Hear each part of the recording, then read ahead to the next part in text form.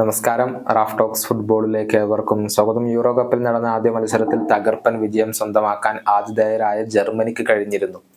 1-5 ഗോളുകൾക്കാണ് അവർ സ്കോട്ട്ലൻഡിനെ പരാജയപ്പെടുത്തിയിട്ടുള്ളത്. 5 വ്യത്യസ്ത താരങ്ങളാണ് ജർമ്മനിക്ക് വേണ്ടി ഗോളുകൾ നേടിയിട്ടുള്ളത്. മുസിയാല, ഹാവേർട്സ്, വിഡ്സ്, ചാൻ, ഫുൾക്രഗ് എന്നിവരാണ് ഗോളുകൾ നേടിയത്. സൂപ്പർ താരം ടോണി ക്രൂസ് മത്സരത്തിൽ തകർപ്പൻ പ്രകടനമാണ് പതിവ് പോലെ പുറത്തെടുത്തിട്ടുള്ളത്.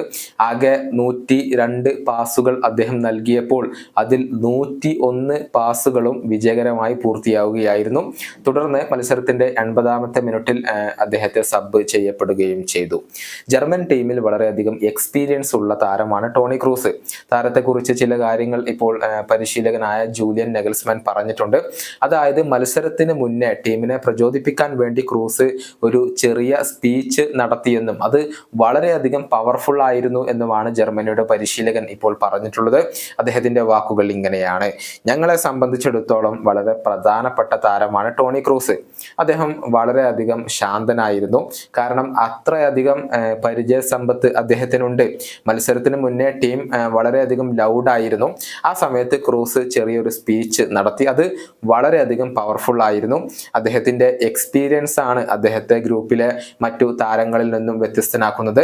അദ്ദേഹത്തിന്റെ റെക്കോർഡുകൾ നമുക്ക് എല്ലാവർക്കും അറിയാവുന്നതാണല്ലോ. ഒരിക്കലും അഹങ്കാരം കാണിക്കാത്ത ഒരു താരമാണ് ടോണി ക്രൂസ്. എപ്പോഴും അദ്ദേഹം ശാന്തനായിരിക്കും. സമ്മർദ്ദങ്ങൾ ഒന്നും അദ്ദേഹത്തിന് ഉണ്ടാവില്ല. അദ്ദേഹത്തെ ഗ്രൂപ്പിന്റെ ഒരു ഭാഗമായി കൊണ്ടാണ് ഞങ്ങൾ പരിഗണിക്കുന്നത്. ഇതാണ് ജർമ്മനിയുടെ പരിശീലകൻ ഇപ്പോൾ പറഞ്ഞിട്ടുള്ളത്.